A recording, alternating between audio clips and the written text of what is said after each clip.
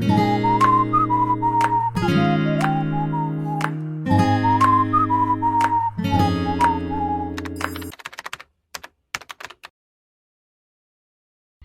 while we're recording this, it's July currently, and July is kind of an exciting month here at Courageously Kind. It is. It's Disability Pride Month.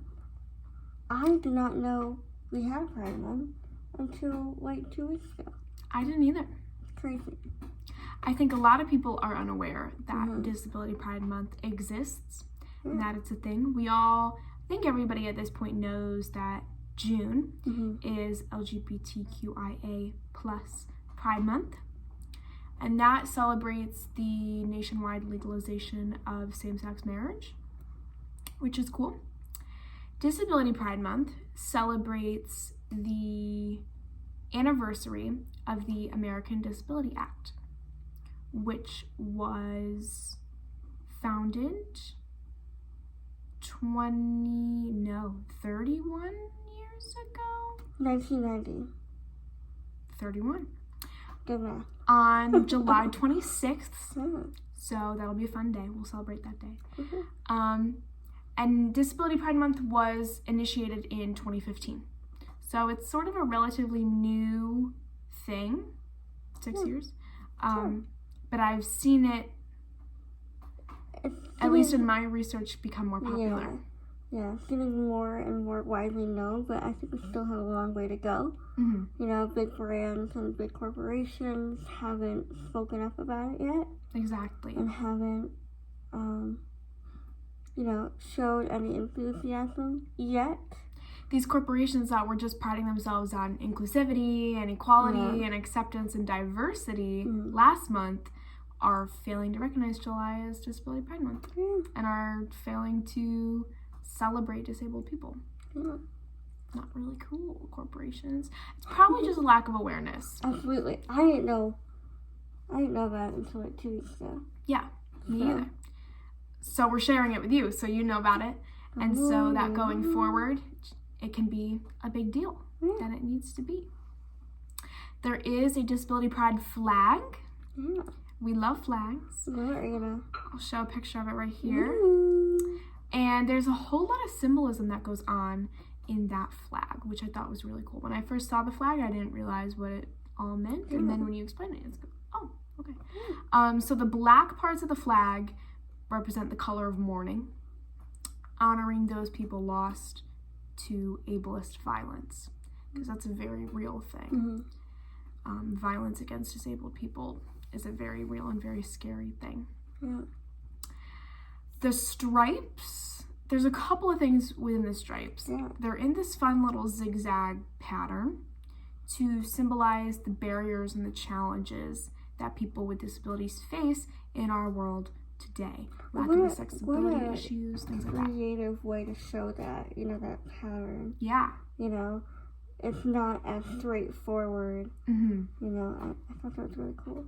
Yeah. Really creative. Me too. I read that and went, oh, interesting. Just goes to show you that there's symbolism in so many different things. I think the flag was created in 2015. Yeah, it's a pretty new thing. And there was actually, I need to do some more research on this, but Wikipedia had another Disability Pride flag listed that was older, but I think it was for a specific event. I don't think it was like as widely known. I need to do some more research into that. I'm not sure. But it looks different than that. So the stripes are located somewhat closely together to represent unity between the disabled community. The disabled community is extremely diverse. I think more diverse than we realize sometimes. And that has to do with, lack of representation, exposure to people with different types of disabilities. The different colored stripes represent different types of experiences that disabled people can have. So I don't know the exact, which colors, I just dropped my notebook. I don't know which colors exactly represent what, and I thought I had it written down, but I can't find it. I know it's mental illness is represented, invisible and undiagnosed illness and disability is represented, intellectual and developmental disability, physical disability, and sensory disabilities. I think I got them all. Yeah, congrats.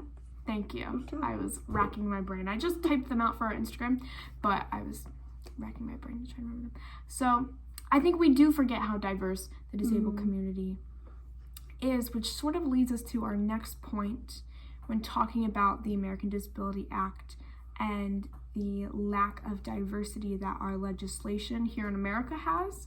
I can't speak for other countries because I don't know about other countries, and I really can't speak a whole lot to America because I haven't done as much research as I should about the American Disability Act. However, currently, and I believe this is common around the world as well, people with facial differences are protected under the Disability Act, the American Disability Act at least, under the, I don't know what the word is, definition maybe of disfigurement. So disfigurement, the word itself kind of has some negative connotations to it. What is disfigured? You know, what is figured? Like, what is that? But people with facial differences are protected under that clause. They're sort of lumped in with the Disability Act. Not everyone with a facial difference considers themselves to be disabled.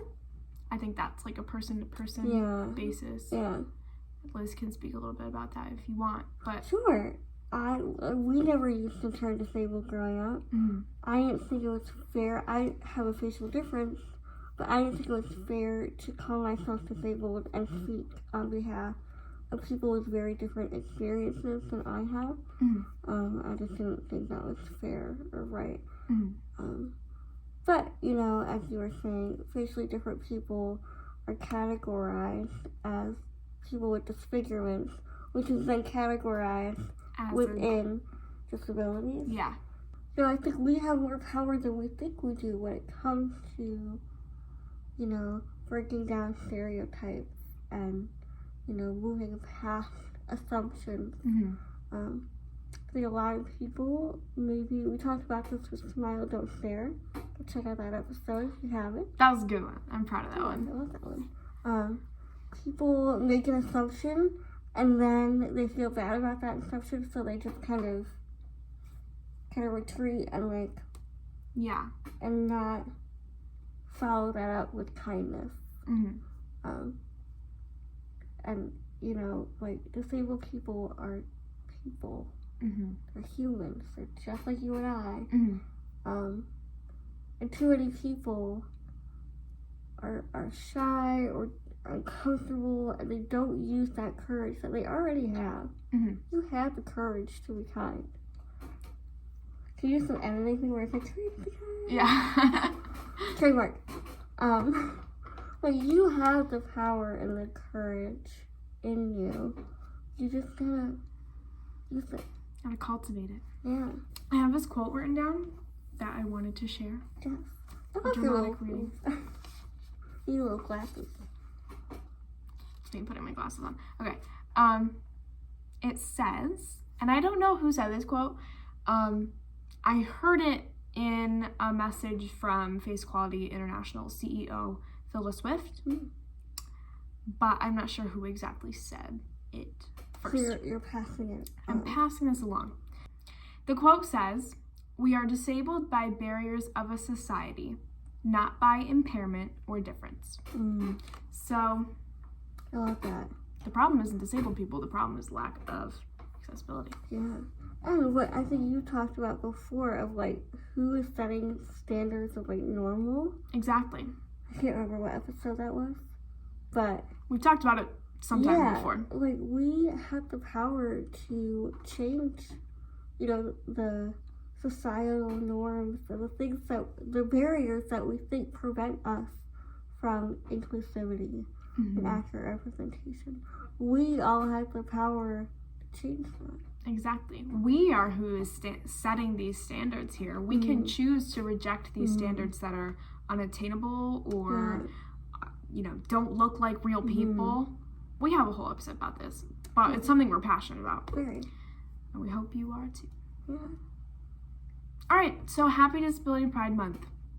Yes. Any questions? Send them our way and we'll try to answer them. As always. As always, how are you celebrating Disability Pride Month? Ooh. Let us know in the comments. About that.